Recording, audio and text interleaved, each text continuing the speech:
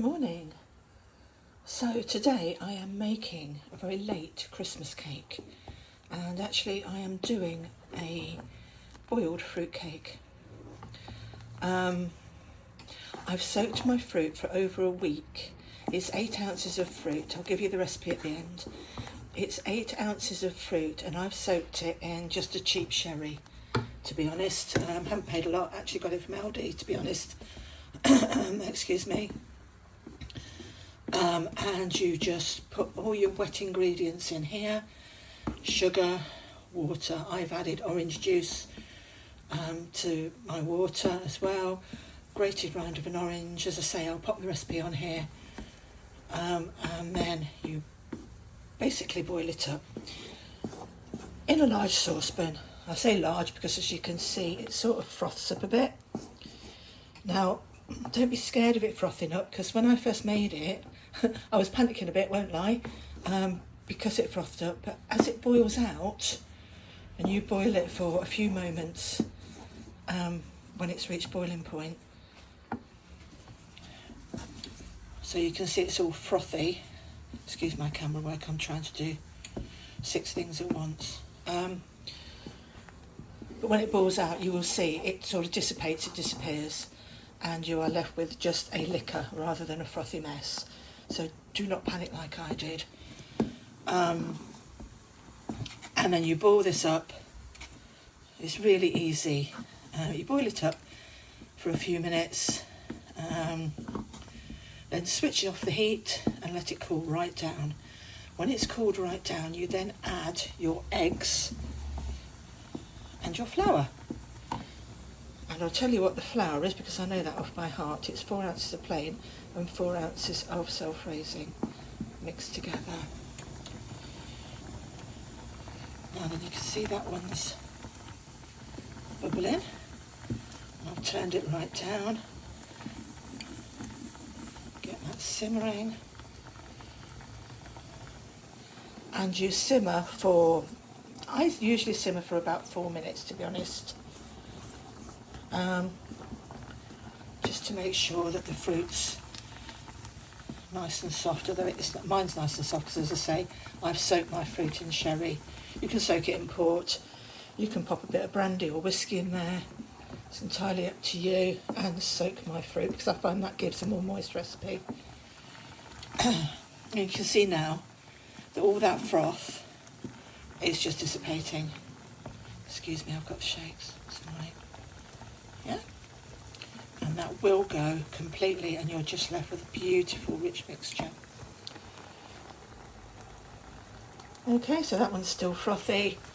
That one has reached the stage where the froth's disappearing. Okay, so now I'm going to pop them off the heat when they've had a couple more minutes, and I'll be back with you to add the dry ingredients. Okay, so I'm just cooling down now. As you can see, it makes a beautiful, beautiful, rich mixture. Now I've simmered for 4 minutes, and now it's in the cooling down stage, as you can see, because it's steaming my lip. Okay, so I will read you the recipe, give you the recipe, should I say. So I've used 4 ounces of stork. I'll give you what I use, you use your own, obviously. 4 ounces of, now you can use what sugar you like, because it's Christmas cake. I've used dark brown sugar, a rich dark brown sugar. 16 ounces of dried fruit, and as I said previously, I've soaked mine in sherry, but you can choose port.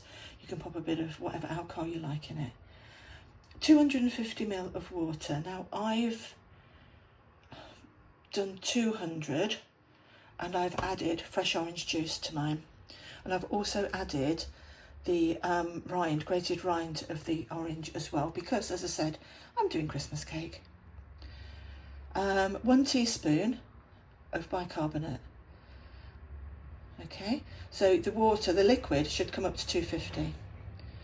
A teaspoon of bicarbonate of soda, a teaspoon of mixed spice, or I actually put 2 in, it's to taste, isn't it, really?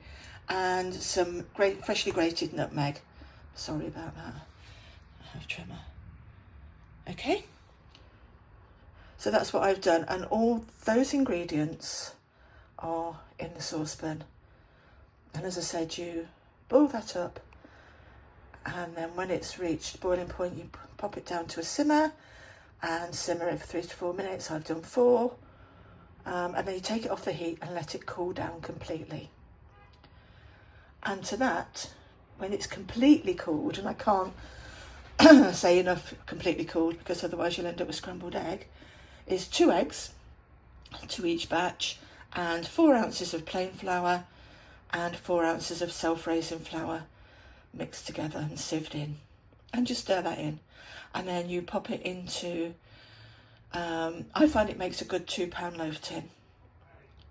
I'm doing individuals today because I think, well, for my reasoning anyway, not a lot of people want a big slab of Christmas cake, and if they're individuals, you can give them to people as gifts, etc. So I find that works out really well. So I'm just waiting for these to cool down and then I'll be right back. Okay, so my mixture is cooled. I have stirred in my sieved flour and my eggs, and this is the mixture that I'm left with. My mixture was totally cool before I put my eggs in. Okay, so what I'm going to do is I'm going to pop a scoopful, I use an ice cream scoop, of mixture into each of these cases, and that will make my individual cakes. Okay, so I'm just about to do that now, and I'll come back when I've done it. And they're in the oven. I put them in the oven for about 40 minutes, depending on your oven, at 160. Okay, and I find that cooks them really lovely. Not too fast, but they do rise. Okay, and I'll be back in a minute. Okay, so I've popped them into individual cake cases, the mixture, and that's how I've decorated mine. I will pop another decoration on when they're cooked and cooled as well. And those ones are almost done.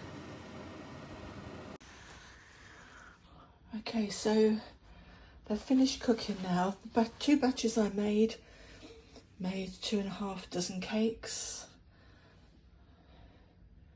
They took about 35 minutes to cook on 170, and that's a finished product. And what I've done is, obviously I've decorated them with cherries and almonds, but it's entirely up to you. And then I've popped on some fondant stars and marzipan stars at the top, which I've glittered, but I don't think that's really coming out on camera very well. And these are really handy because, as I say, you can give them as gifts, and they're easy just to give to people when they come with a cup of tea, cup of coffee, rather than hacking at a big Christmas cake. So I hope you've enjoyed that, and I hope you give this a go. It really is a really lovely recipe. Thank you, bye.